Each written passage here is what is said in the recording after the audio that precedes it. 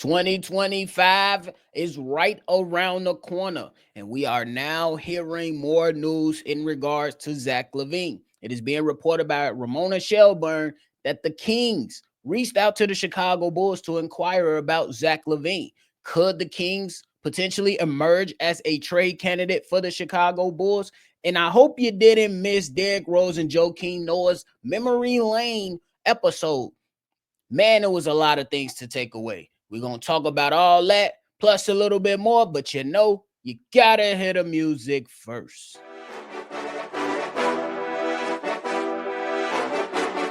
Cognac, gang.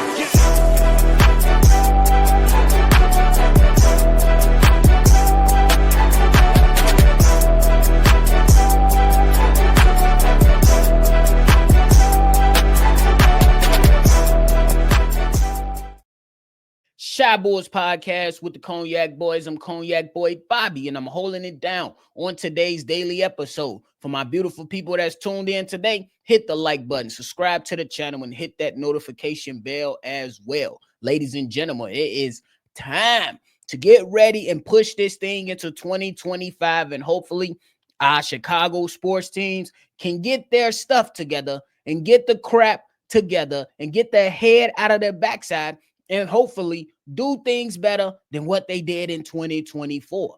Now, when we talk about the Chicago Bulls, and more specifically, it's been a lot of things coming up surrounding this young team and some of their veteran players on who's going to be moved, who's interested. Nobody's interested. Oh, we might have to go ahead and ask for a first. No, the first might be a little bit too much. We might be able to take some seconds for some of the players that we have on the squad. Cool, fine, dandy. But one of the things that I found interesting after the Golden State Warriors pretty much said to hell with Zach LaVine, or after, there was light momentum coming from the Chicago Bulls and Denver Nuggets, the Sacramento Kings, after all things considered and what they've been going through, is now being thrown into the mix potentially to see if these guys can go out there and see if the Bulls can execute a trade with the Sacramento Kings. It is being reported by Ramona Shelburne of ESPN that the Sacramento Kings have inquired about Zach LaVine in an effort to, quote unquote, change things up. Now, that is very, very interesting to me because I'm like, okay, you interested in Zach LaVine, but are you finally coming to terms to part ways with Keegan Murray? Are you going to – Keegan Murray don't make a lot of money, so we're going to have to make those salaries match. Zach LaVine upwards of $40 million this year. So who else is coming along? I don't imagine that they will be willing to part ways with a Malik Monk. I know a guy that's making a little bit more than Keegan Murray and Kevin Huerter. That was a name that was thrown around all offseason, this past offseason, as one of those guys that could potentially be thrown in the mix. He makes about 17, if I remember correctly. So you got the 17 and the 8. That's only about 25 million. Where is the rest of the money going to come from? You're going to throw in a bunch of other picks, things like that. Hey, it is what it is. I do tell you one thing that's very, very intriguing is Keegan Murray. That's an intriguing prospect that I would love to see on the Chicago Bulls because I believe the young player has a lot of game. But the problem is where are the other players or the other assets going to come from? Now, if we're looking at the Sacramento Kings and what their draft capital looks like, it looks a lot better than most teams than what we've been hearing when you talk about the Phoenix Suns, who we brought up into the conversation with the Nurkic, with the Nikola Vucevic type of swap, some things like that. And the Phoenix Suns, they ain't got much draft capital we can pluck from. You know what I'm saying?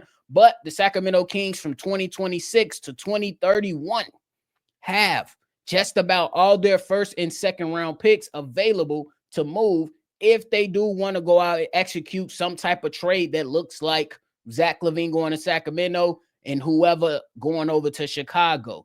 I think the trickiest thing is obviously making the money match, but obviously seeing if that works for the Sacramento Kings. You're talking about DeAaron Fox, Montes Sabonis, and you're talking about DeMar DeRozan, who's now over there. We know how that looked in Chicago. There was some decent moments, But there are a lot of moments to where we were scratching our heads. Zach LaVine body language wasn't always the best dealing with DeMar DeRozan. The offense didn't always function to a modern style offense when DeMar DeRozan and Zach LaVine was on the squad. So I'm interested to see how would that work. And I'm telling you right now, there will be no defense play if you have a lineup that consists of De'Aaron Fox, DeMar DeRozan, Zach LaVine, and Sabonis. There will be no defense played whatsoever. Maybe a little, you know what I'm saying, a little pinch.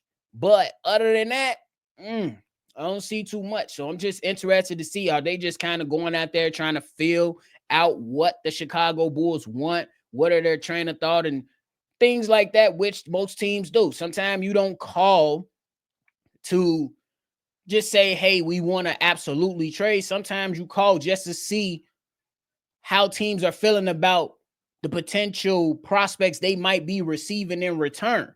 Sometimes you can place out feelers to see, like, hey, Chicago Bulls, how you feel about our roster? If we wanted Zach LaVine, who would you see that we'll have to give up just to kind of make this deal happen? That's kind of how I'm looking at it. Me personally, it's been a lot of chatter, so I'm not going to sit up here and jump off the porch for this report. But I will say it's an interesting one because they have a young player in Keegan Murray who I really, really like. They do.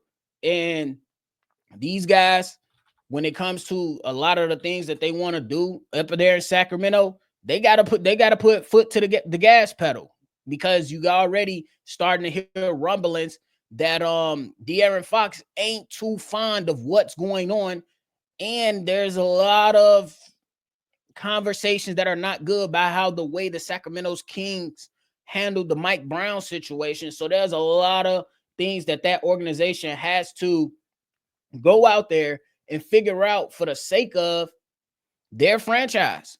You know what I'm saying? You don't want to lose a guy like De'Aaron Fox. You don't want to come close to losing a guy like that. But sometimes desperate times call for desperate measures, and De'Aaron Fox doesn't really seem that happy. Now, I don't know if De'Aaron Fox I don't even think that's in a discussion, but I bring it up anyway. I don't see De'Aaron Fox trying to come to Chicago. I could be wrong. You know what I'm saying? I could be wrong. But I don't see De'Aaron Fox trying to come to Chicago. You know what I'm saying? I would imagine that he'll at least allow the organization to try to get their ducks in a row and line things up correctly so they can go back to that playoffs that we seen them a couple years ago, which is kind of strange to me on why they even fired their head coach anyway, because your season is not over.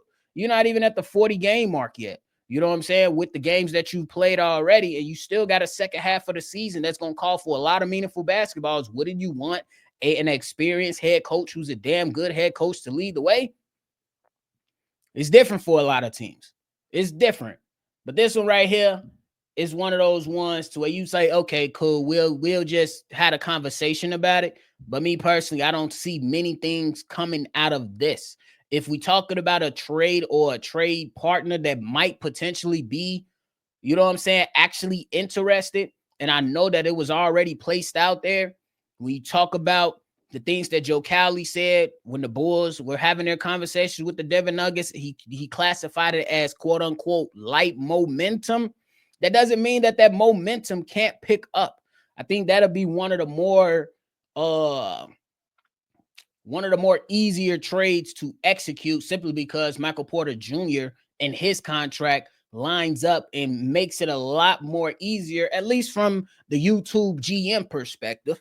It makes it seem like it's a lot more easier to try to execute a trade between the Bulls and the Nuggets right now than to say that the Bulls and the Kings are going to execute a trade. But it is the NBA, it is sports, and sometimes when we think one thing is going to happen, more often than not, the opposite happens. So we'll see what happens with this whole situation. Again, we're not gonna jump off the porch on this reporting. We're just gonna listen to it, try to see if we can make some type of sense of it, and then see if it makes sense for both sides, and then just say, hey, we'll sit around and wait. I do know if the Bulls get in business with this, you have to try to pry away Keegan Murray. You have to try to get him in exchange for Zach LaVine.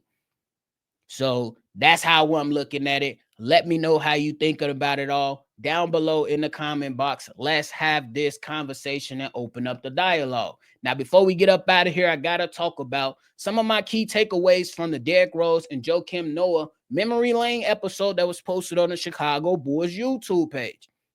First of all, this is about between 26 and 30 minutes long, depending on, you know what I'm saying, how long you want to take to watch it. But I think the total time is about 26, 27 minutes.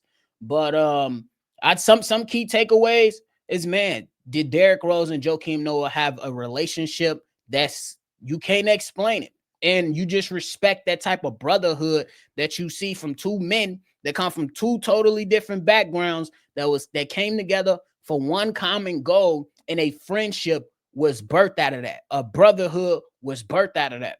And y'all know me, man. Y'all know I'm a military veteran and I talk my shit and I get a little crazy, but I could never sit here and act as if some of those people that I spent time with overseas while I was stationed out there for a year, some of those people I still talk to today, and we served in 2018. That was 6 years ago. And most of these guys that I hung out with on my time while I was stationed overseas, those guys have became my brothers. Those guys are the guys that I call on sometimes more than some family members. So when these things happen like this, I love to see it. You know what I'm saying? Because I believe that us as men, we're stronger when we got other solid, strong men beside us, doing the right things, taking care of our kids, cheering each other on, holding each other accountable. That's the type of man that I want around me while I'm doing my business, whether that's doing this podcast, getting into investments, going to work. I want solid, good men around me to not only help me remain accountable to who I am, but to form out a brotherhood that can go on, and hopefully our kids become cousins, our friends and our family become family members, something like that, just to build a solid community. So I gotta respect Joakim Noah and Derrick Rose in that regard. Another takeaway is that Derrick Rose was the standard. Derrick Rose was the standard. Derrick Rose didn't talk a lot. Derrick Rose didn't do a lot of animated stuff. I know y'all remember when the All-Star weekend, LeBron come out dancing, doing all that goofy stuff. You know what I'm saying? Looking like a big goofy. Derrick Rose chilling right there like, man, I'm ready to hoop. I'm ready to hoop. You know what I'm saying? And Derrick Rose, you ain't slick. We know you list them 5 P's. We know where they come from. If you know, you know. If you know, you know. But Derrick Rose was the standard. Come in. Doesn't matter how old or young you are. Come in and make a name for yourself. Joakim Noah was like, Derrick Rose was so young, and he came in and he still was the guy we leaned on because we knew he was so damn special. And one of the guys that's special on my team right now is Montes Buzelis. I believe Montes Buzelis is a special talent. And I hope that Billy Donovan pulls his head out his ass and give this young fella more opportunities. Obviously, he has to earn it. I believe he has earned it thus far. Give this young fella an opportunity. And Montes, once you get it and fully grasp the opportunity, never relinquish it until it's time to retire, bro.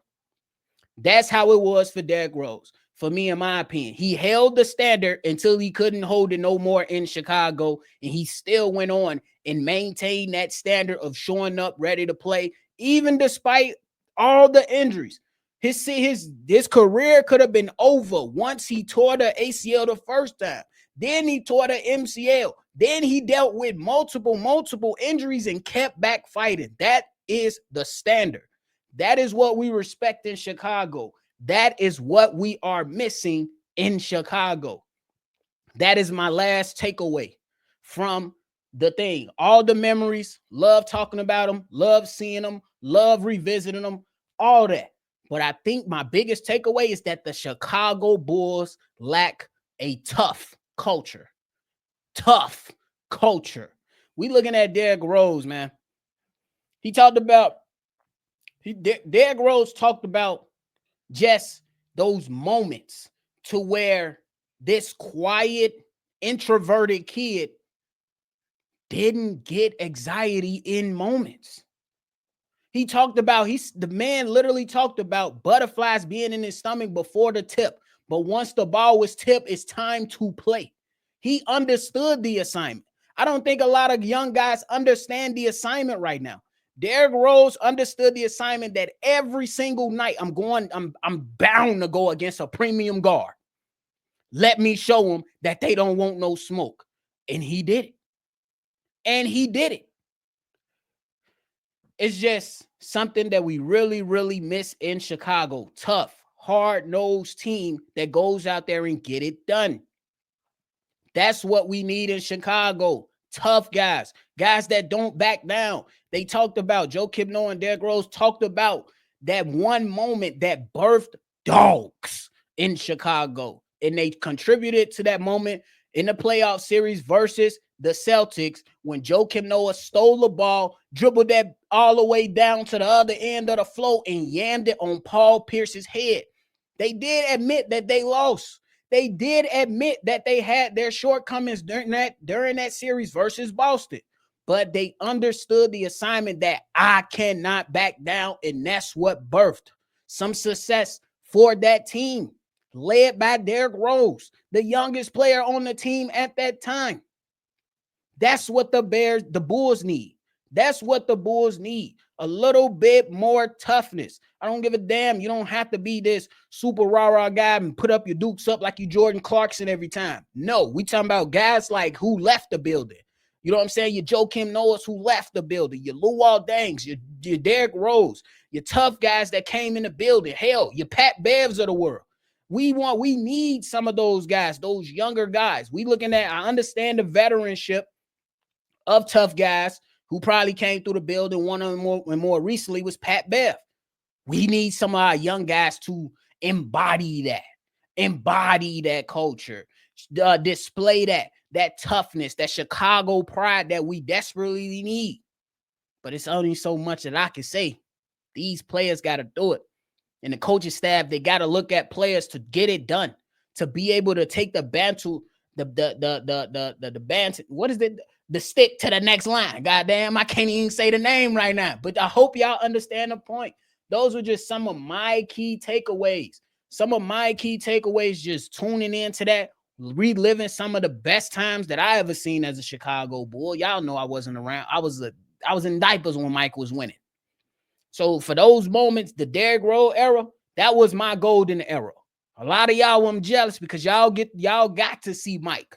Yeah, I was alive, but I don't remember. I was like, when they started winning, the first championship was in what, 91, 92? Come on, bro. I wasn't even born yet. Like, come on. So my golden years was watching Derrick Rose and these guys, your Kurt Heinrichs of the world, your Luol Dengs, all these guys show up and embody what it meant to play for Chicago. I believe we getting there. We still got ways to go. We still got things to do. We still got things to correct. I believe we got some young dogs. I believe Montes is a young dog. I believe Ayo Dosunmu is a young dog. I seen Kobe White bark a little bit, but I need him to embody that young dog. You know what I'm saying? And I say we need to go out on a scavenger hunt and look for a couple more dogs. I think every successful team that won a championship, you gotta have dogs. You can't have a bunch of pussycats. You gotta have dogs. And that's what my young bull, Derrick Rose and Joakim Noah, they embody that. They back down from nobody. I want a Chicago Bulls team that backs down from nobody. Will we get it? We'll see. How long it's gonna take? I don't know. Don't ask me. We'll see. But that is it for me today, ladies and gentlemen. I really, really hope that y'all get an opportunity to go ahead and hit that like button, subscribe to the channel, and hit that notification bell before y'all roll up out of here.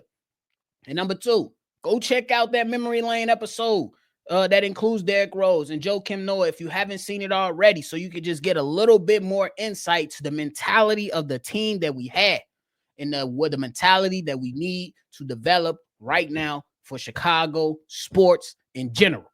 Yes, I'm banging the damn table because we need a change in Chicago. We are too big of a market to embrace and settle for mediocrity. And yes, Chicago Bulls fans, we still leading the damn stadium seats. We still leading the NBA in seats filled per game for a team that ain't won yet. Y'all getting me fired up, but I'm done. That's it. I promise that's it. I appreciate y'all. Thank y'all for tuning in. Make sure you always see red. I hope you show the same passion that I show every time I talk about the Chicago sports teams. Because we deserve better. We do. But thank y'all. I'm up out of here. I'm going to catch y'all on the next one for sure. Cognac. Gang.